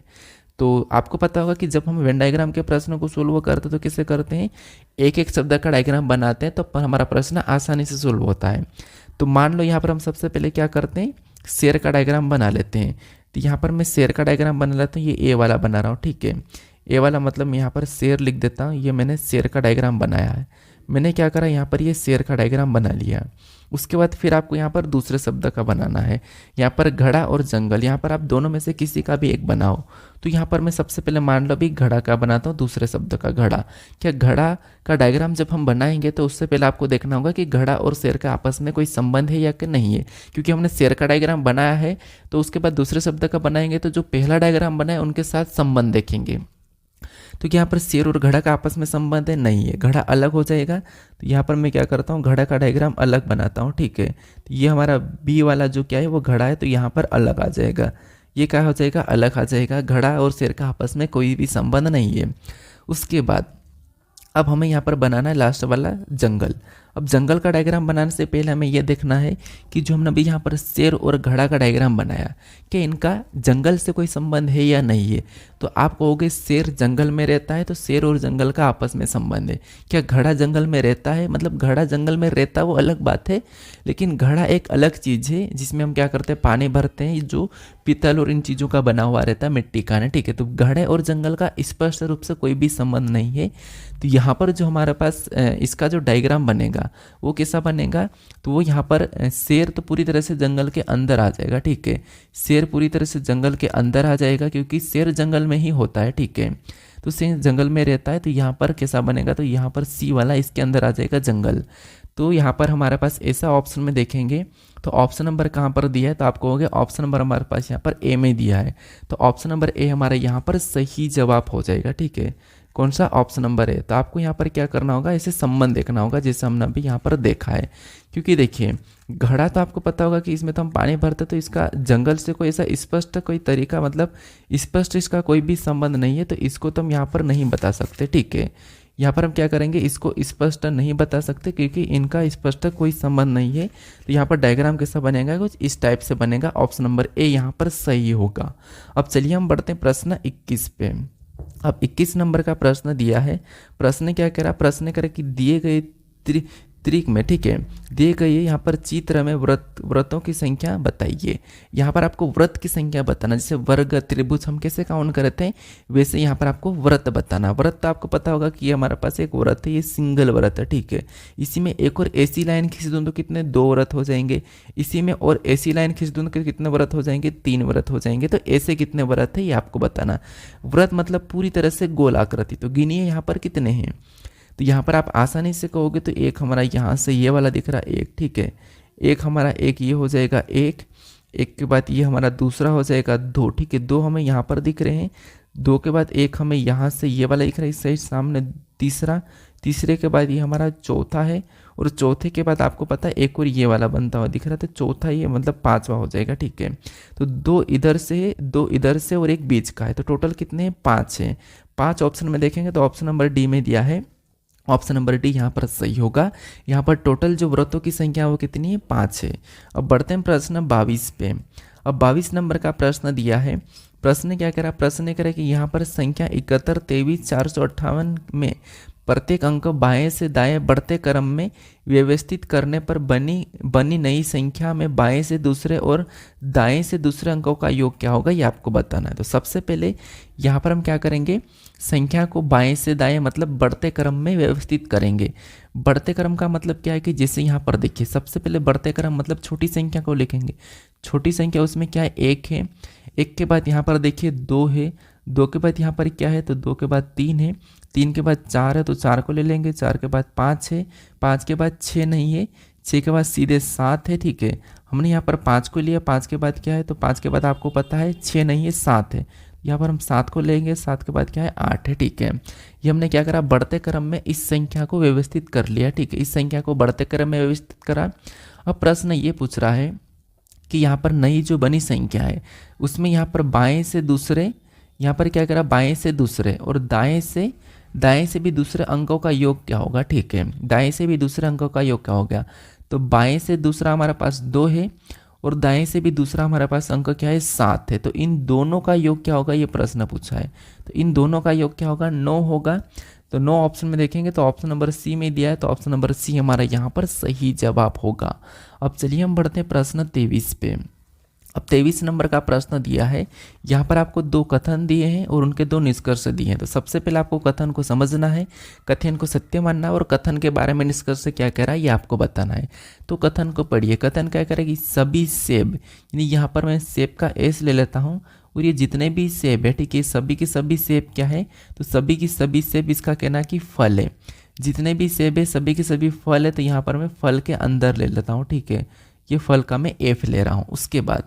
उसके बाद यहाँ पर हम दूसरे कथन को पढ़ेंगे। दूसरा कथन कह रहा है कि कुछ फल, यहाँ पर क्या कह रहा है कि जो कुछ फल है, ठीक है, कुछ फल क्या है, कुछ फल मीठे हैं। तो यहाँ पर हम फल का ही हिस्सा लेंगे, कुछ फल क्या है, मीठे हैं, तो मीठे का मैं एम ले लेता हूँ। अब हमने यहाँ पर क्या बनाया था कि सभी से फल है, तो सभी से फल के अंदर है, कुछ फल मीठे हैं, तो यहाँ पर मैंने कुछ फल मीठे के अंदर भी बनाया, ठीक है। अब इसके बारे में निष्कर्ष से क्या कह रहा हमें ये देखना है। तो यहाँ पर पहला कह रहा कि कुछ सेब मीठे हैं। क्या आपको यहाँ पर कुछ सेब मीठे दिखाई दे रहे? नहीं, हमें तो यहाँ पर कुछ फल मीठे कहा था, कुछ सेब नहीं, तो ये गलत हो जाएगा कि यहाँ पर कुछ सेब मीठे नहीं है। दूसरे को देखिए, दूसरा क्या करे कि सभी मीठे सेब है। क्या आपको यहाँ पर सभी के सभी मीठे सेब है क्या? जब कुछ सेब मीठे नहीं है तो सभी कैसे हो सकते हैं? तो ये भी गलत है, ना सभी है ना कुछ है, दोनों की दोनों गलत है। तो न तो निष्कर्ष पहला और नहीं दूसरा अनुसरण कर रहा है, तो ऑप्शन नंबर ए वाला हमारा यहाँ पर सही जवाब होगा, ठीक है। अब बढ़ते हम प्रश्न 24 पे। अब 24 नंबर का प्रश्न दिया है। ये प्रश्न हमारा कौन सा? तो ये हमारा बैठक अवस्था का प्रश्न है और यहाँ पर उत्तर की ओर एक पंक्ति में बैठे हैं, ठीक है। तो देखिए प्रश्नों को पढ़िए, आसान है। सबसे पहले प्रश्न करें कि O P Q R W X और वाई, यहाँ पर एक सीधी पंक्ति में उत्तर दिशा की ओर अभिमुख होकर बैठे हैं, ठीक है। यहाँ पर टोटल हमारा पास 7 लोग हैं जो उत्तर दिशा की ओर अभिमुख होकर बैठे हैं। अब यहाँ पर कैसे बैठे हैं ये हमें यहाँ पर प्रश्न को पढ़ने के बाद पता चलेगा, ठीक है। अब प्रश्न यहाँ पर कह रहा है कि पी के बाईं ओर कोई नहीं बैठा है। मतलब मान लो ये कौन बैठा है, तो आपको होगा ये हमारे पास पी बैठा है, ठीक है। ये कौन बैठा है, तो यहाँ पर मैं पी को बिठा रहा हूँ, ये मैंने पी को बिठा दिया। और यहाँ पर आपको पता होगा कि इस साइड क्या हो जाएगा, तो इस साइड जो होगा बायां होगा। जैसे आपका भी जो बायां है वैसा ही इनका भी बायां होगा, क्योंकि ये उत्तर की ओर बैठे हैं। कैसे बैठे हैं? ये उत्तर की ओर बैठे हैं, तो इस साइड इनका बायां हो जाएगा और इस साइड इनका क्या हो जाएगा, दायां हो जाएगा, ठीक है। इस साइड क्या हो जाएगा, इनका दायां हो जाएगा, इस साइड इनका दायां होगा, ठीक है। ये बायां है, ये दायां है, ये वाला इसका क्या है, तो ये दायां है, ठीक है। तो इसका कहना है कि पी के बाईं ओर कोई भी नहीं बैठा है। इसका मतलब जितने भी लोग बैठे हैं वो सभी के सभी इधर ही बैठेंगे, ठीक है। जितने भी लोग बैठेंगे वो सभी के सभी इधर ही बैठेंगे, इस साइड नहीं बैठेंगे। अब आगे क्या कह रहा है प्रश्न? आगे कह रहा है कि P और Q के बीच केवल 4 व्यक्ति बैठे हैं। मतलब P और Q के बीच 4 व्यक्ति बैठे तो वो इस साइड ही बैठेंगे, यहाँ पर नहीं बैठेंगे, क्योंकि P के बाएं ओर कोई भी नहीं बैठा, मतलब कोई भी नहीं बैठेंगे। तो P और Q के बीच केवल 4 व्यक्ति, मतलब एक हमारा ये हो जाएगा, ये हमारा दूसरा हो जाएगा, ये हमारा तीसरा हो जाएगा। यहाँ पर मैं बना रहा हूँ, ये पहला, ये दूसरा, ये तीसरा और ये चौथा हो जाएगा, ठीक है। और किन के बीच? तो आपको हो गए P और Q के बीच। तो यहाँ पर हम क्या करेंगे, Q को बिठाएंगे, ठीक है। तो इनके बीच केवल 4 व्यक्ति, तो ये हमें इनके बीच 4 व्यक्ति दिख रहे हैं। अब आगे प्रश्न को पढ़िए। आगे कह रहा है कि Y के दाएं केवल 3 व्यक्ति बैठे हैं, यानी कि Y के दाएं केवल 3 व्यक्ति बैठे हैं। तो यहाँ पर देखिए Y के दाएं केवल 3 ही व्यक्ति होना चाहिए। तो यहाँ पर टोटल 7 व्यक्ति है, 7 में से ये 6 बैठ चुके हैं, तो एक हमारा इस साइड भी आ जाएगा। एक यहाँ पर क्यों बैठेगा? क्योंकि आपको होगा कि Q और P के बीच में केवल 4 ही व्यक्ति रहेंगे और P के इस साइड कोई भी व्यक्ति नहीं बैठेगा, तो फिर इसका मतलब 100% एक व्यक्ति इधर ही बैठेगा, ठीक है। तो एक व्यक्ति यहाँ पर बैठेगा। अब यहाँ पर कह रहा है कि Y के दाएं केवल 3 व्यक्ति बैठे, तो Y को कहाँ पर बिठाएंगे कि केवल 3 ही व्यक्ति आएंगे। तो आप कहोगे Y को अगर हम यहाँ पर बिठाएंगे, ठीक है, Y को हम यहाँ पर बिठाएंगे तो Y के दाएं ओर केवल 3 व्यक्ति आएंगे, ठीक है, 1 2 3। उसके बाद आगे प्रश्न को पढ़िए। आगे कह रहा है कि X R के ठीक बाएं पड़ोस में बैठा है। जो X है वो R के ठीक बाएं पड़ोस में बैठा है। तो हम यहाँ पर X को कहाँ पर बिठाएंगे कि वो R के बाएं पड़ोस में आ जाएगा। तो यहाँ पर हम क्या करेंगे, X को यहाँ पर बिठा देंगे और R को हम यहाँ पर बिठाएंगे, तब ये जो X है वो R के ठीक बाएं पड़ोस में आ जाएगा, ठीक है। R का बायां इस साइड हो जाएगा, तो X R के ठीक बाएं पड़ोस में बैठा है, तो ये हमने यहाँ पर बिठा दिया, ठीक है। X R के बाएं पड़ोस में है। अब आगे प्रश्न ये कह रहा है कि यहाँ पर डब्ल्यू वाई का निकटतम पड़ोसी नहीं है। जो डब्ल्यू है ये वाई का निकटतम पड़ोसी नहीं है, तो डब्ल्यू इसके पास नहीं बैठेगा वाई के पास, क्योंकि वाई का निकटतम नहीं है। तो इसका मतलब ये कि डब्ल्यू यहाँ पर 100% बैठेगा। और एक व्यक्ति छूट गया है, कौन छूटा? ओ छूटा, तो ओ यहाँ पर आ जाएगा। ठीक है, अब हमें यहाँ पर प्रश्न क्या कह रहा है? हमें प्रश्न कह रहा है कि यहाँ पर डब्ल्यू के बाएं तीसरे स्थान पर कौन बैठा है। तो बताइए यहाँ पर डब्ल्यू के बाएं तीसरे स्थान पर कौन बैठा है। तो डब्ल्यू के बाएं तीसरे स्थान पर कौन बैठा? तो आपको डब्ल्यू के बाएं तीसरे स्थान पर वाई बैठा है। ये पहला, ये दूसरा, ये तीसरा। तो डब्ल्यू का बायां इस साइड होगा और डब्ल्यू के बाएं जो तीसरे स्थान पर वाई बैठा है, तो वाई ऑप्शन में देखिए कहाँ पर है, ऑप्शन नंबर बी में दिया है। तो ऑप्शन नंबर बी यहाँ पर सही जवाब होगा। ठीक है, बस आपको जैसा प्रश्न कह रहा है वैसा सोल्व करना है, जैसे ही बिठाना है। ठीक है, यहाँ पर आपको दक्षिण की ओर, उत्तर की ओर, या व्रत में, या आपको पता होगा वर्ग में ऐसे बैठे हुए मिलते हैं। ठीक है, अब चलिए हम बढ़ते हैं प्रश्न 25 पे। अब 25 नंबर का प्रश्न है, ये हमारा सीरीज का प्रश्न है, आसान लग रहा है। प्रश्न क्या कह रहा है कि दी गई आकृति में वर्ग, मतलब दी गई आकृति में दी गई श्रृंखला में प्रश्न चिन्ह के स्थान पर क्या आएगा। बताइए कि दी गई श्रृंखला में प्रश्न चिन्ह के स्थान पर क्या आएगा। ठीक है, देखिए कभी कभी प्रश्न पढ़ने में थोड़ी सी मिस्टेक भी होती है, वो स्क्रीन पर हम देखते हैं ना लगातार, तो इसलिए होता है थोड़ा सा, तो थोड़ा समझना कि हो जाता है। ठीक है, क्योंकि बोलना है, देखना है, कंटिन्यू एक फ्लो में बोलना है, तो ये थोड़ा सा होता है। आप ऐसा लगो कि यार हम तो वीडियो बनाना आसान है, पढ़ाना आसान है। ठीक है, आपको भी आता है सीरीज के प्रश्न कैसे सोल्व करना, आपको आता होगा, आप पढ़ रहे हो तो हर किसी को आता है, लेकिन एक दूसरे को बताना वो थोड़ा सा कठिन लगता है। ठीक है, आप भी ट्राई कर लो अगर ऐसा लग रहा हो तो ऐसा हो जाता है। गलती मत गिनाया करना, काफ़ी सारे स्टूडेंट बताते हैं कि सर आप ये गलती कर रहे हो, कोई बात नहीं, हो जाती है।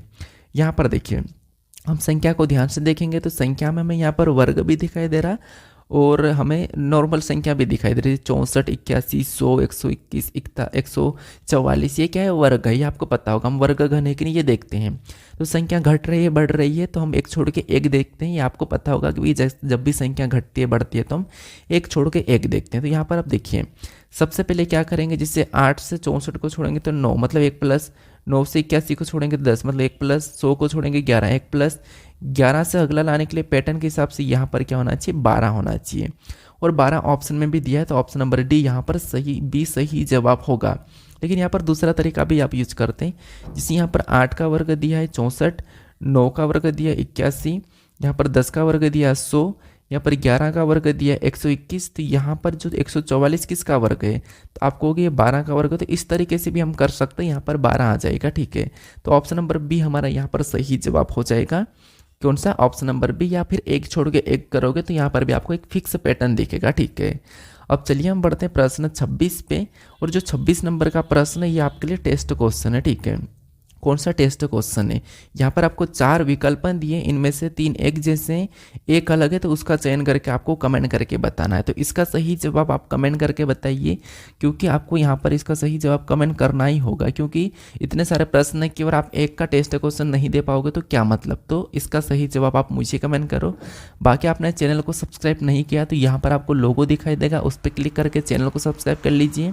इससे पहले वाले वीडियो को नहीं देखा तो यहाँ पर क्लिक करके उसे देख लीजिए। अगर आपको अल्फ़ाबेट की प्लेस वैल्यू याद नहीं होती है, बार बार भूल जाते हो, विपरीत याद नहीं होते हैं, तो यहाँ पर इसके ऊपर आपको एक वीडियो दिखाई दे रहा है, उस पर क्लिक करके आप उसे देख लीजिए। 20 मिनट का वीडियो, 17 से 20 मिनट का, आप पूरी अल्फ़ाबेट की प्लेस वैल्यू और अपोजिट भी याद करना सीख जाओगे। ठीक है, तो मिलता भी हम नेक्स्ट वीडियो में।